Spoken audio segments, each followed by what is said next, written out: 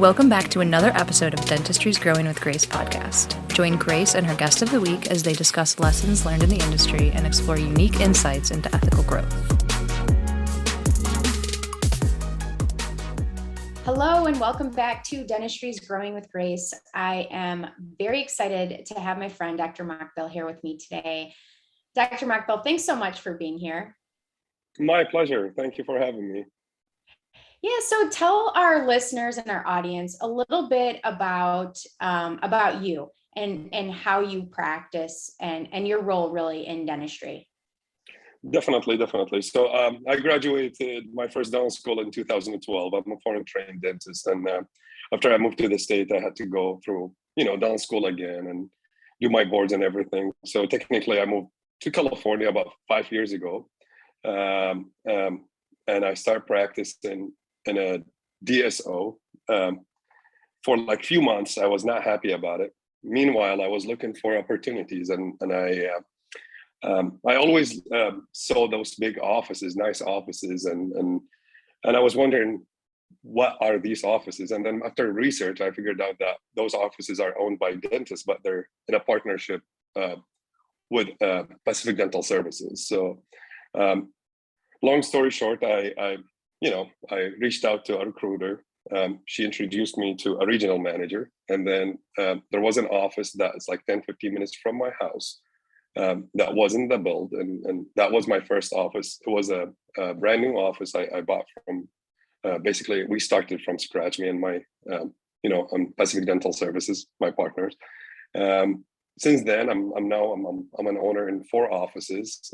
I have partners in some of them, and I have about 9 associates that works for me, and I have different offices. We have smaller offices, big offices.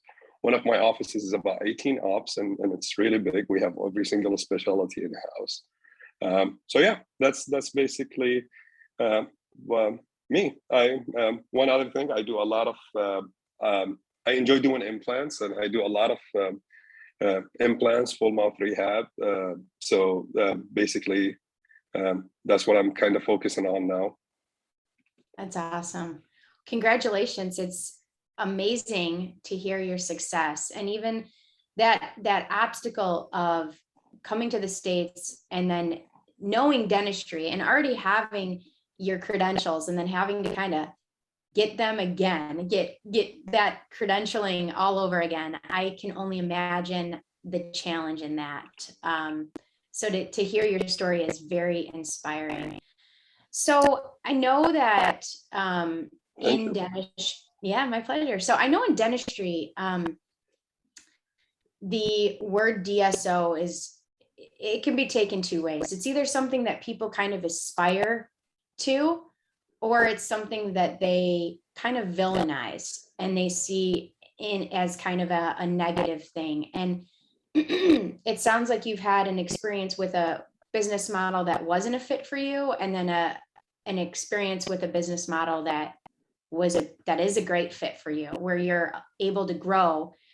And the name of the podcast is Growing with Grace. Dentistry is Growing with Grace. And so Definitely. I'm obsessed with growth. And so when I hear that you've grown to this level and you're leading all of these people, tell me a little bit about that ownership DSO model. So I think a lot of people don't even realize that that's an option. So yeah, so like when I start, I'm not going to name the first corporation I worked with, but when I started that corporation, we were like in California, like Medicare plan is Denti-Cal, that's what we call it. So it was basically a volume-based office, and I felt bad for a lot of those patients because I'm their last resort. Like if I don't do the root canal, if I don't do the surgical extraction, they don't have an option to go. But then at the same time, like my superior, who was like a dentist, like a clinical director, whatever they call it, was always like, he didn't care how my quality was. Like, I mean, my quality was my quality. This is something to me, but for them, it was like numbers. And this is something you never see in a private plus office. That's what we call our offices, because it's a private plus.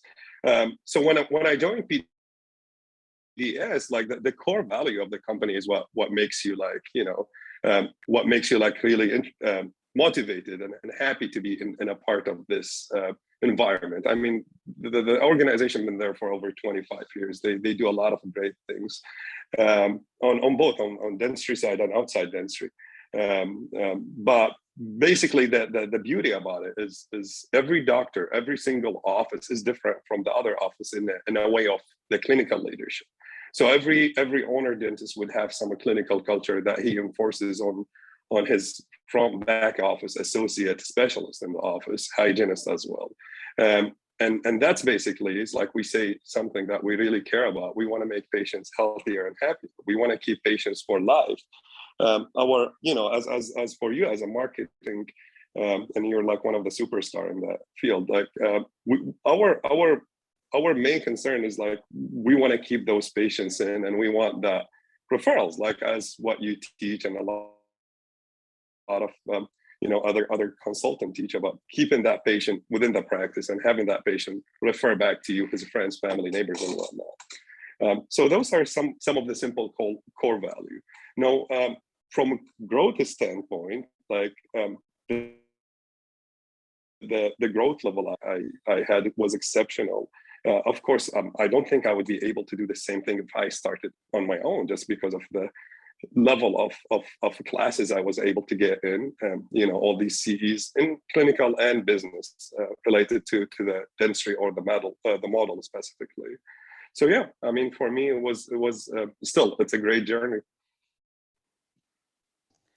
It's really exciting. I know that the DSO environment is just rapidly growing. There's just constant acquisitions and mergers. It's just constant. I know a lot of people don't really understand that they can retain some level of ownership and equity in the practice that they're leading and growing. And I know that's a process I don't fully understand inside and out. But I want to talk about some of the advantages of that. And I'm not here to push that on anybody or sell that to anybody. I just like to talk with an open mind about options for people. And I think it will benefit not only maybe the new grad looking for ownership opportunities that's not ready to take the leap on their own, or the seasoned doctor that's really just needing some additional support. But I think it's also going to talk to that person who says, well, I want to have a DSO one day. I want to grow to have 10 practices in 3 years. First of all, it's a lot harder than you think. But second of all, this is a structure that a lot of people don't really consider. They think it's always 100% associate driven. So let's talk a little bit about this, this model. What did you call it? I call it private plus. I mean, not me. That's what is it? What we like to call it. Yeah. That's great branding, by the way. Private plus is phenomenal branding for this model. So let's talk about some of the benefits. I mean, I know when we started talking today, I brought up some reasons doctors maybe turned away from involving themselves with any DSO.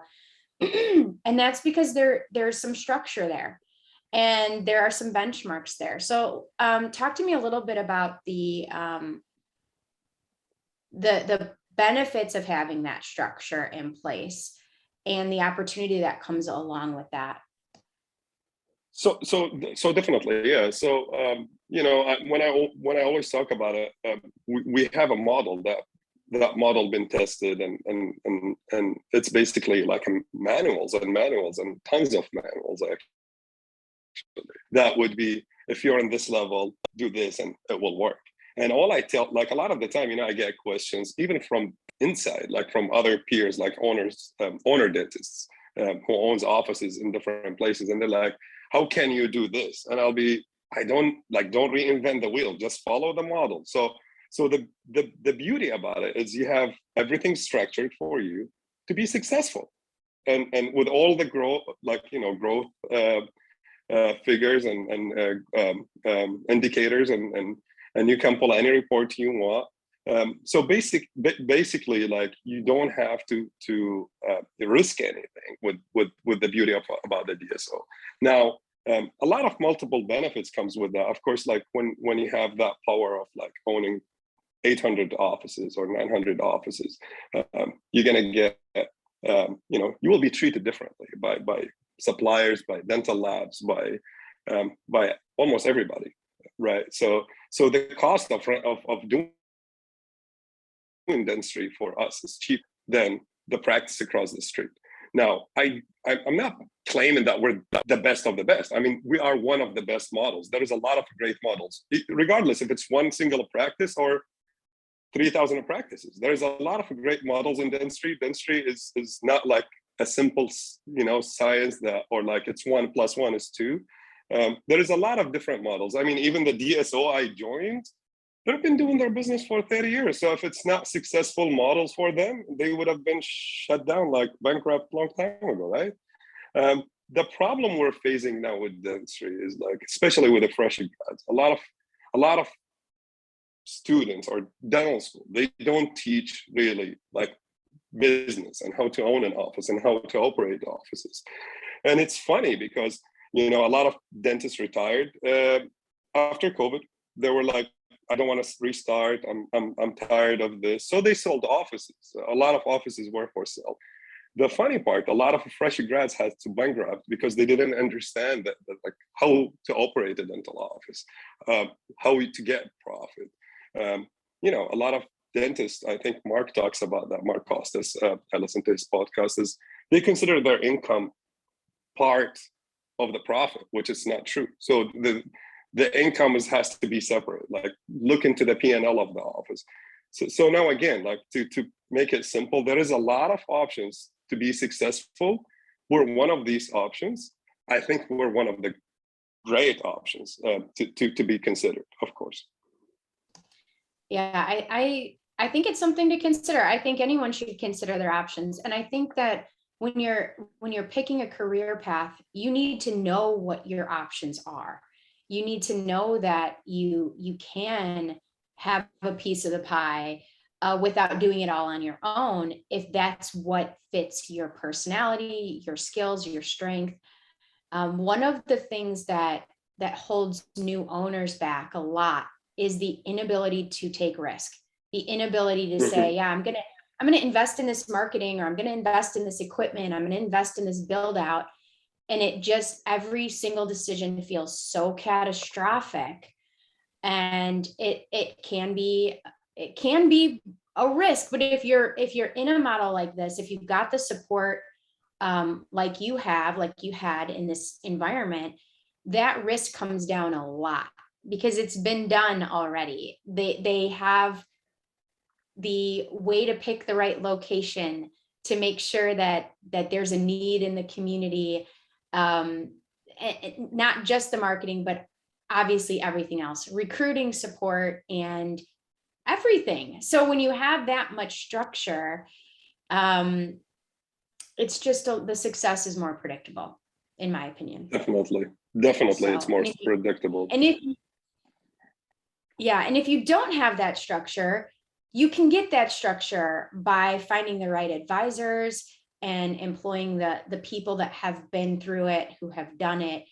It's always funny to me. I cringe a little bit when I see people positioning themselves as experts in certain spaces and their experience pool is one practice. So like, for instance, like one dentist owned one practice in, a rural community.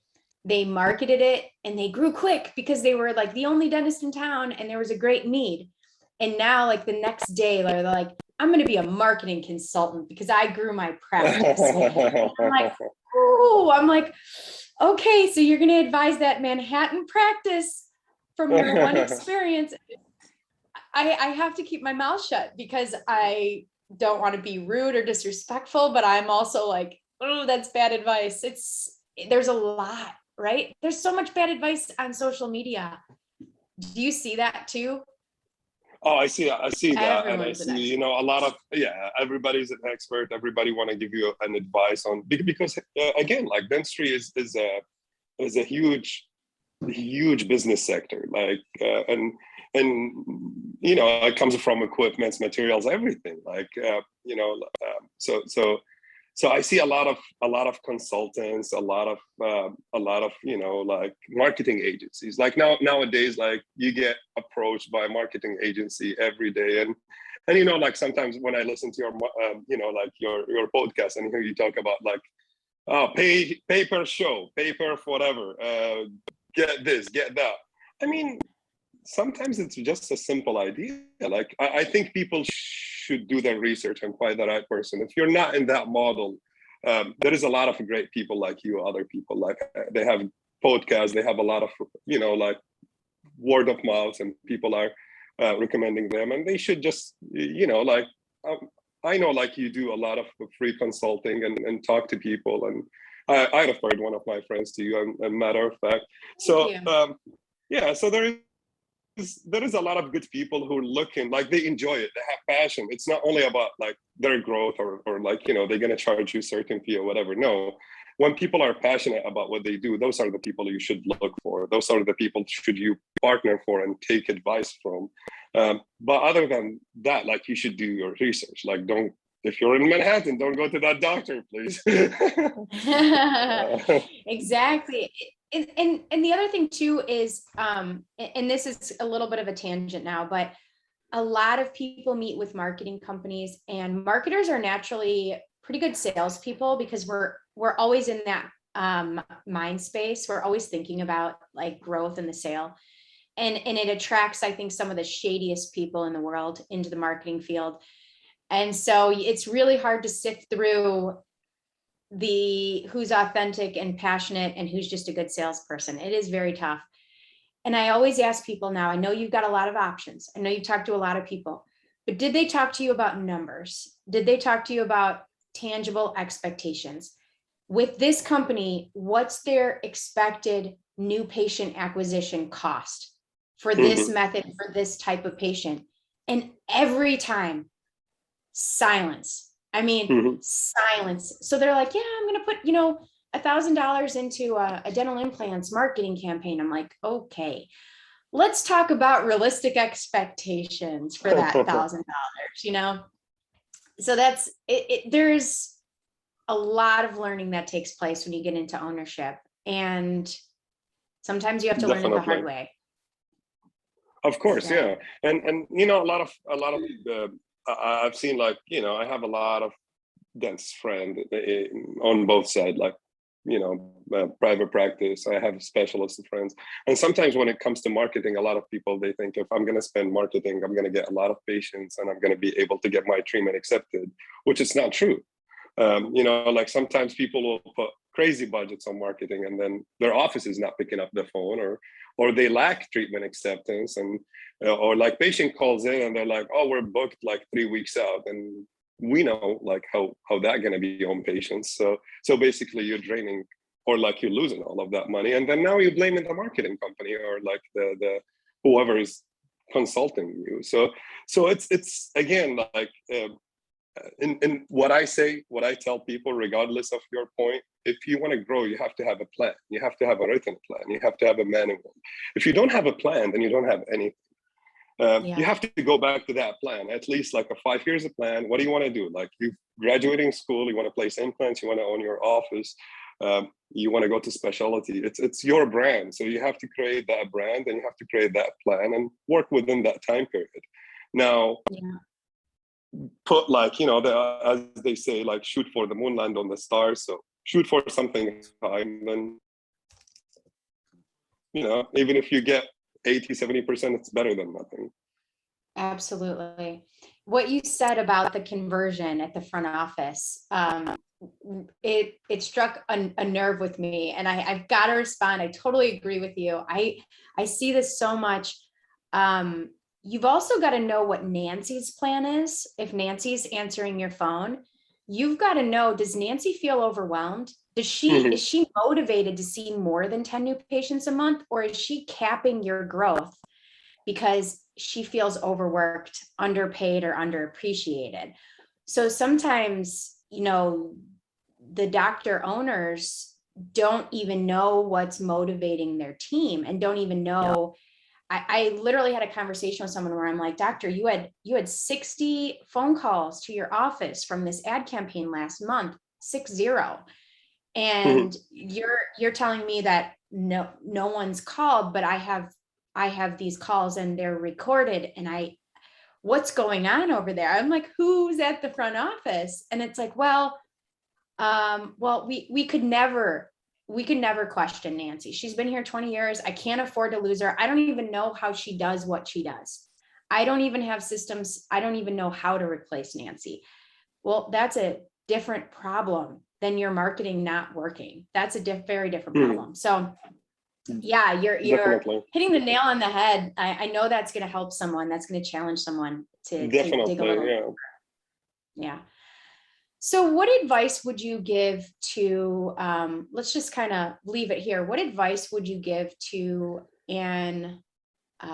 we'll just say a new grad, we'll say a recent grad. What advice would you give, if anything, to a new grad? So I think the best thing I would say is like, pick a place where you want to work, pick a type of dentistry that you want to do. So like, I don't know if you want to join the army, I don't know if you want to do GPR, I don't know what kind of things like someone will think about. Place is very important because you want to settle somewhere.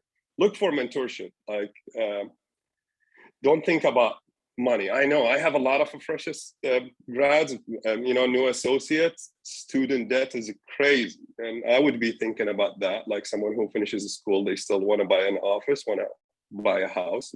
Start their life, but everything else will come. Like focus on treating people like people.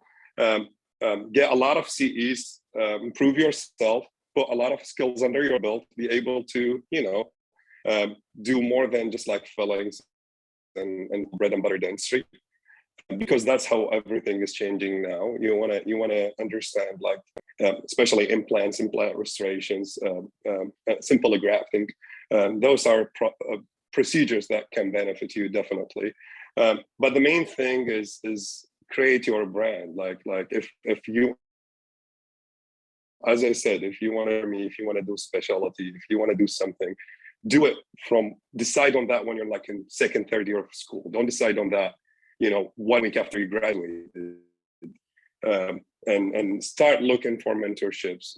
A lot of dentists, not only me, I do this, but a lot of dentists would love to have someone who's in D3, D4 comes and shadow them to see if they're a great fit. It's like, it's like marriage or dating if you hire an associate. I really encourage dentists, especially fresh grads, to do that. Read a lot of books, listen to a lot of podcasts. There is a lot of podcasts that are going to help you while you're driving, while you're in the gym. Those are the main things. Dentistry is beautiful. It's tiring, but it's beautiful. You have to enjoy it to be able to do it for the next 20, 30 years. And of course, I love everything you just said. The part about creating your brand, a lot of people go into this and they don't really know what that means. Those words, they think, okay, brand equals maybe recognition. Can you go into that a little bit further, what that means to you? I think branding is basically is a quality. So like branding could be as simple as, a regular coffee, a gas station coffee, and a Starbucks coffee. Starbucks is a great branding. The branding is consistency, quality, and of course, like the presence in the community. So people will know your work. People, it doesn't mean you pay someone to get the best dentist award or whatever, but branding is you just do what right and let people judge you. That's a branding. So when you create your brand, it has to be the business model, the type of dentistry you want to do, the type, the way that you want your office to act, like how the office would be treating patients, all of that. So branding is not very simple, but branding could be something similar to any major company, like with good reputation. So you have to basically, you just graduated, when I graduated, no one knows me. I just finished the school. There is a lot of students, and I had to go and build my name and build my reputation. Absolutely. You hit the nail on the head. Your brand is your reputation, and you can shape that. You can define that. And as long as you shape that and you define that in a way that's true to who you actually are, then it will grow and it will be respected. And as long as you're consistent with it, you will gain traction no matter what route you go with your career. So I absolutely love that. Dr. Mokbil, thank you so much for being here. This has been my pleasure. So yes. And my pleasure. For those Thank of you. Yeah. And for those of you listening, if you or someone you know would make a great guest for the show, reach out to me. If you need to set up a marketing planning session or a growth planning strategy session, my email is grace@identitydental.com. And if you're not in our Facebook group, please join Dentistry is Growing with Grace, where you'll get more great information like this. And I hope you have a great day.